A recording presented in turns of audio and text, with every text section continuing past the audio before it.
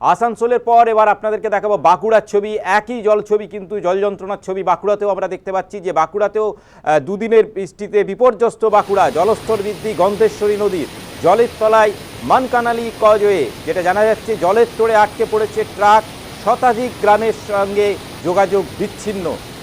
বাঁকুড়াতে জলমগ্ন বাঁকুড়ার বিস্তীর্ণ এলাকা।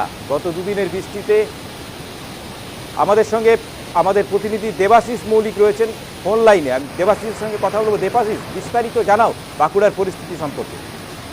দেখো, গত কয়েকদিন ধরে বৃষ্টিপাত হচ্ছে এবং মাঝে মাঝে থেমে যাচ্ছে। তবে গত 24 ঘন্টায় 69.8 মিলিমিটার বৃষ্টিপাত হয়েছে বাঁকুড়ায়।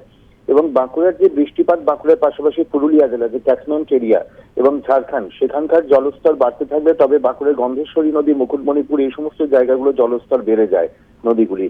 এবং এক্ষেত্রেও যেটা হয়েছে, গত 24 ঘন্টায় যে বৃষ্টিপাত হয়েছে তার জেরে গন্ধেশ্বরীর মানকানালি যে কজওয়ে রয়েছে, সেই কজওয়ের উপরে জলস্তর বেড়েছে এবং যার ফলে, এবং এটি একটি জীর্ণ কজওয়ে, সেখানেই রাত্রিবেলায় পারাপারের সময় একটি তিনটি ট্রাক আসছিল, মালবাহী ট্রাক, কারখানা থেকে জিনিসপত্র নিয়ে। সেখানে দুটি ট্রাক পেরিয়ে গেল, তৃতীয় ট্রাকটি আটকে পড়ে কজওয়ের ওপরে। জলের স্রোত বাড়তে থাকে ক্রমশ এবং সেটি এখনো পর্যন্ত আটকে রয়েছে। তাকে তোলা এখনো পর্যন্ত সম্ভব নয়, কারণ জলের তীব্রতা বাড়ছে ক্রমশ। এবং পাশাপাশি যে যোগাযোগের বিভিন্ন গ্রামগুলি রয়েছে সেগুলির সঙ্গে যোগাযোগ বিচ্ছিন্ন হয়ে পড়েছে।